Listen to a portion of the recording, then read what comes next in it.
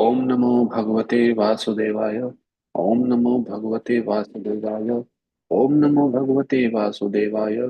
नारायणं नमस्कृत्य नरं चैव नरोत्तमं देवीं सरस्वतीं व्यासं ततो जयमुदीरयेत्। शृण्वत स्वकथा कृष्ण पुण्यश्रवण कीर्तन हृदयन्तास्वय्य भद्राणि विदुनोति सुरहितसतं नष्टप्रायेषु भद्रेषु नित्यं भागवत सेवया भगवते उत्तमश्लोके भक्ति नैष्टिकी। uh, Reading from Srimad Bhagavatam, Canto 4, Chapter 24, chanting the song sung by Lord Shiva, text 35-36. Sankarshanaaya Sukshmaya Durantayantakaya Cha Namo Vishwa Prabodhaya Pradyumnaya Antaratmane. uh, Sankarsanaya, synonyms, Sankarshanaya, unto the master of integration, Shukshmaya, unto the subtle unmanifested material ingredients, Durantaya, unto the unsurpassable, Antakaya, Antakaya, unto the master of disintegration, Cha, also, Namaha, obeisances, Vishwaprabodhaya, unto the master of the development of the universe, Pradyumna, unto Lord Pradyumna, Anta Atmane, unto the super soul in everyone's heart. Translation by Srila Prabhupada, Srila Prabhupada ki jai. My dear Lord, you are the origin of the subtle material ingredients, the master of all integration, as well as the master of all disintegration, the predominating deity named Sankarsana, and the master of all intelligence, known as the predominating deity Pradyumna. Therefore, I offer my respectful obeisances unto you. For what? The whole universe is maintained by the integrating power of the Supreme Lord, who is known in that capacity by the name Sankarshan. The material scientists may have discovered the law of gravity, which maintains the integration of objects within the material energy. Yet, the master of all integration can create devastation by the disintegrating blazing fire emanating from his mouth. A description of this can be found in the 11th chapter of Bhagavad Gita, wherein the universal form of the Lord is described. The master of integration is also the destroyer of this world by virtue of his disintegrating energy. Sankarshana is the master of integration and disintegration, whereas Pradyumna, another feature of Lord Vasudeva, is responsible for the universal growth and maintenance. The word Sukshma Maya is significant because within this cross material body there are subtle material bodies, namely mind, intelligence, and ego. The Lord in his different features, Vasudeva, Aniruddha, Pradyumna, and Sankarshana, maintains both gross and subtle material elements of this world. As mentioned in Bhagavad Gita, the gross material elements are earth, water, fire, air, and ether, and the subtle material elements of mind, intelligence, uh, and ego. All of them are controlled by the Supreme Personality of Godhead as Vasudev, Sankarshan, Pradyumna, Aniruddha, and this will be further explained in the following verse. Text 36.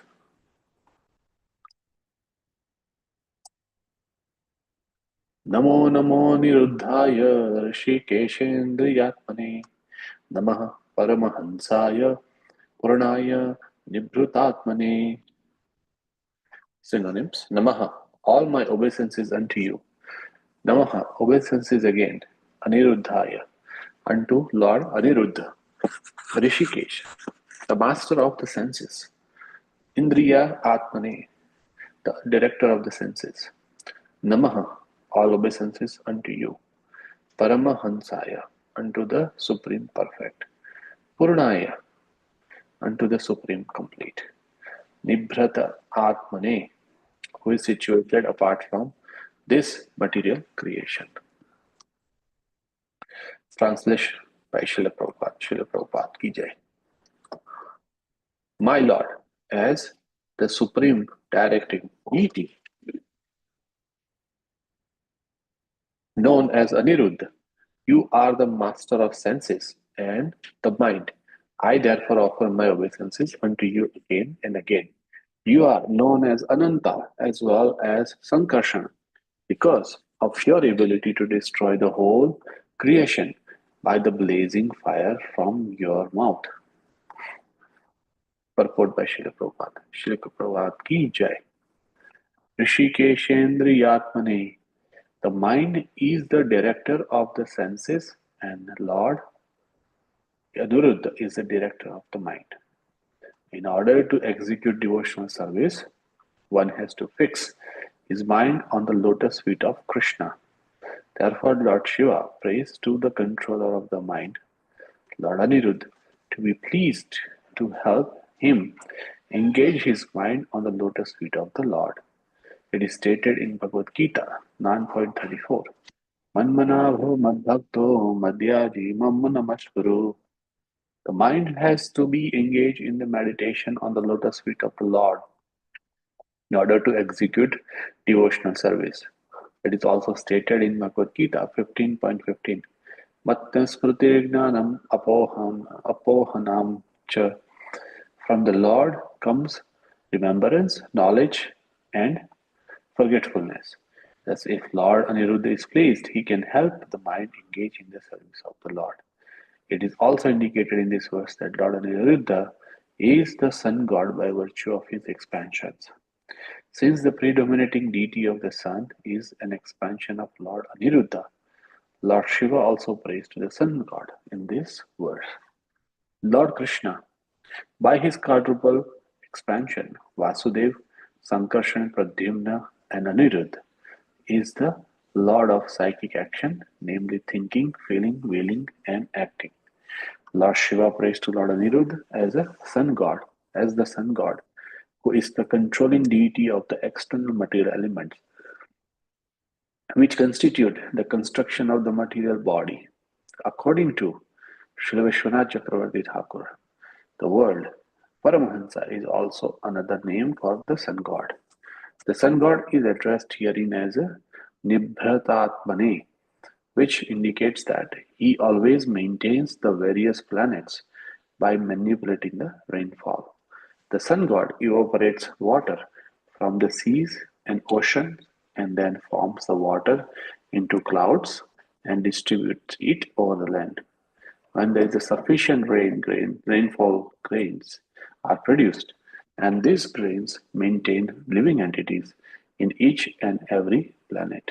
The sun god is also addressed here in as Purna or complete because the rays emanating from the sun have no end. For millions and millions of years since the creation of this universe, the sun god has been supplying heat and light without diminution. The word Paramahansa is also applied to persons who are completely cleansed. When there is a sufficient sunshine, the mind remains clear and transparent. In other words, the sun god helps the mind of the living entity to become situated on the platform of Paramahansa. Thus, Lord Shiva prays to Aniruddha to be kind upon him so that his mind will always be in the perfect state of cleanliness and will be engaged in the devotional service of the Lord. Just as fire sterilizes all unclean things, the sun god also keeps everything sterilized, especially dirty things within the mind, thus enabling one to attain elevation to the platform of spiritual understanding. Nama Om Vishnupadaya Krishna Prishtaya Bhutale Srimate Bhaktivedanta Swami Iti Namine Namaste Saraswati Devi Gauravani Pracharini Nirvishesha Ashunyavadi Pashata Desha Tarini Jai Sri Krishna Chaitanya Prabhu Nityananda Sri Advaita Gadadhara Srivasadi Gaura Bhaktavinda Hare Krishna Krishna Krishna Hare Hare Hare Rama, Rama Rama, Hare Hare. Thank you, assembled Vaishnavas, for giving me this opportunity to speak for my purification. I will summarize today's verses from the purport and lecture from the senior purport by Srila Prabhupada and some other commentary by our senior acharyas. Please forgive if I add my own meaning or meaning or interpretation to this. So here there are a couple of things maintained. Points are very important. One is here Lord Shiva.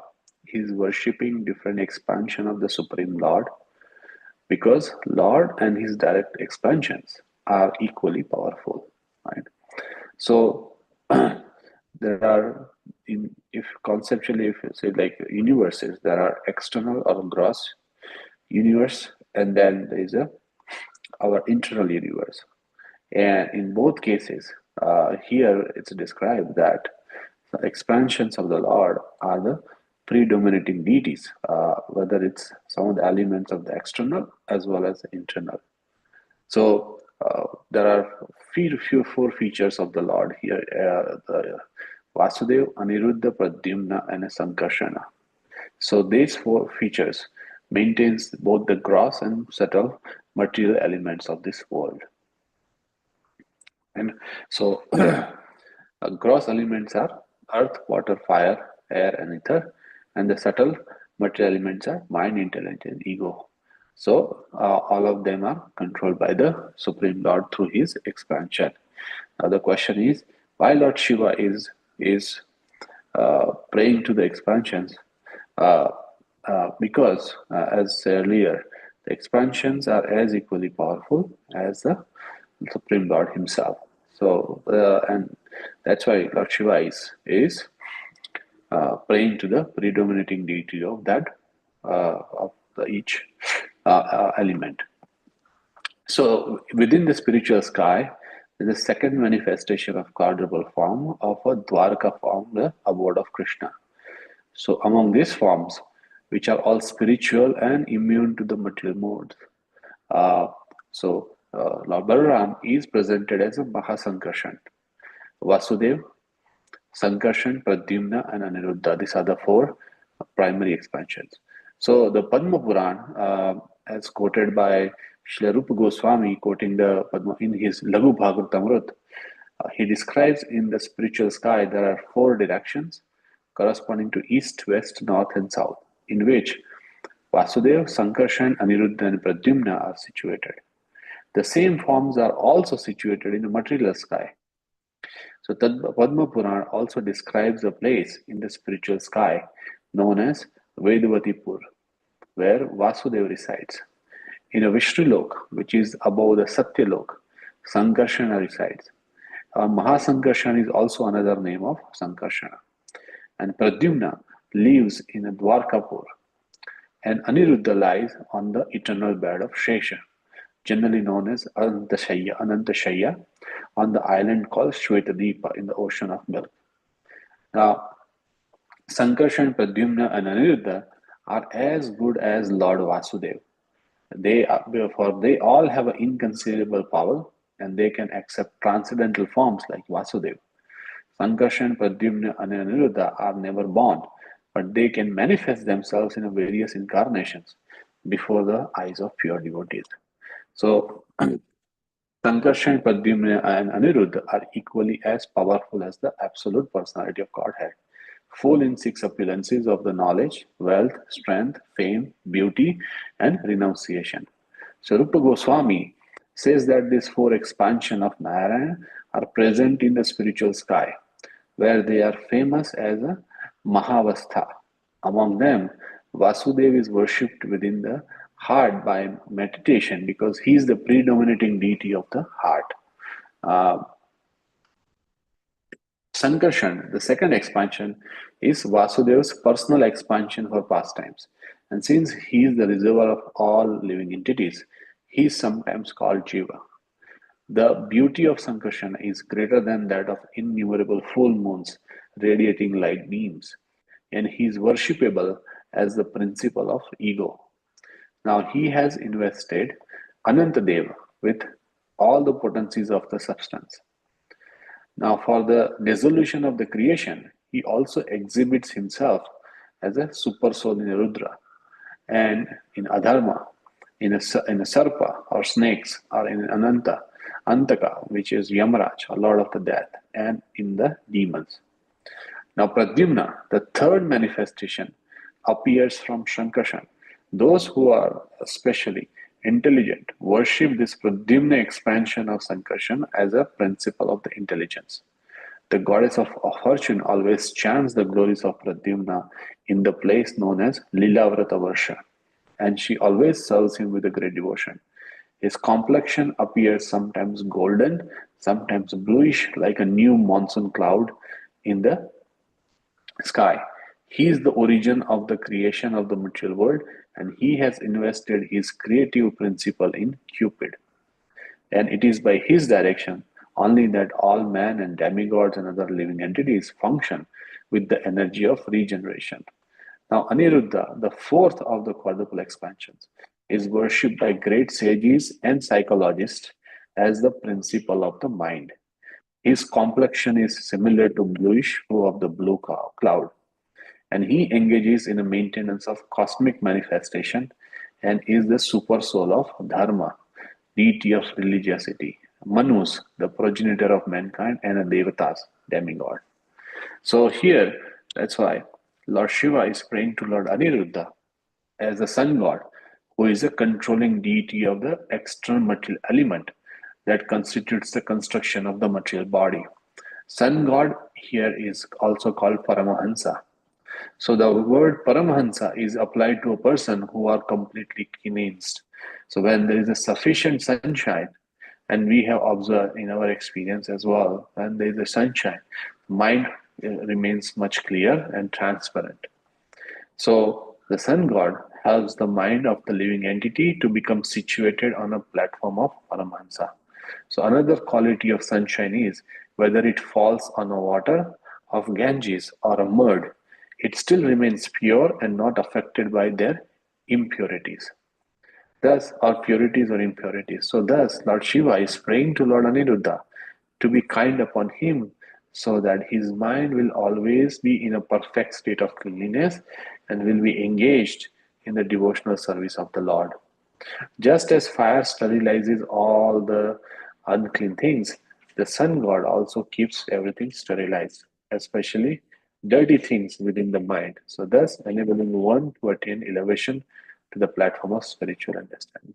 But this helps us to complete the picture where everything is expanding or standing from the Lord Krishna. But by having this understanding, we can have a better clarity of how things work, and then we can follow the footsteps of our acharyas and the senior Vaishnavas like Lord Shiva, and then we can also follow and see how we can improve our uh, our spirituality. So, with that, I like to conclude the summary. Forgive me if I made any mistake.